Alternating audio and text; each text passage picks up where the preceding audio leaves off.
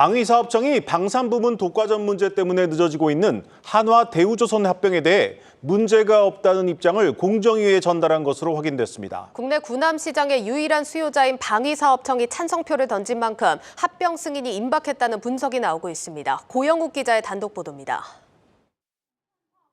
한화와 대우조선해양의 합병 승인이 늦어지고 있는 이유는 군함 때문입니다. 군함은 큰 틀에서 무기와 배로 나뉩니다. 이 시장에서 한화는 무기를, 대우조선해양은 배 생산을 독과점 공급하고 있습니다. 공정거래위원회는 양사 합병 시 한화가 무기를 경쟁 조선사에 비싸게 팔아 상대의 군함 수주 경쟁력을 끌어내릴 수도 있다고 보고 있습니다. 국내 군함 시장의 유일한 수요자는 방위사업청입니다. 방사청은 양사 합병이 군함 분야 방위 산업에 미칠 영향에 대한 검토 결과를 최근 공정위에 전달했습니다.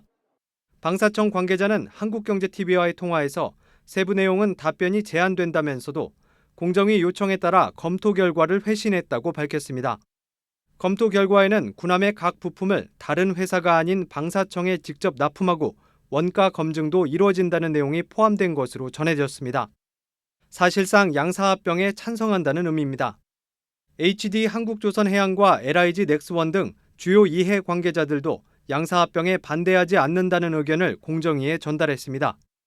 방위사업법에 따르면 방산기업이 원가를 조작하다 적발되면 부당이득의 2배를 가상금으로 물리고 향후 5년간 입찰을 제한합니다. 5년 입찰 제한은 사실상 시장 퇴출과도 같아 득보다 실이 더 크다는 설명입니다.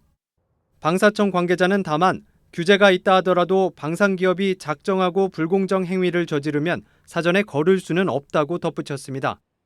한화 측은 군함 입찰 구조상 무기를 경쟁 조선사에 비싸게 팔 수 없다면서 우려에 대한 별도의 시정 계획은 마련하고 있지 않다고 강조했습니다. 공정위는 두 회사의 결합 심사가 막바지 단계라며 신속하게 결론 내릴 것이라고 밝혔습니다. 이번 사안 단독 취재한 산업부 고영욱 기자와 자세한 내용 알아보겠습니다.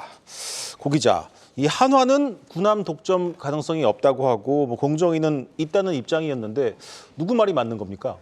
네, 핵심 이해 관계자들과 또 이제 정부기관의 취재를 종합을 하면 한화가 군함 무기를 다른 조선사에 비싸게 팔 가능성은 희박하다는 겁니다.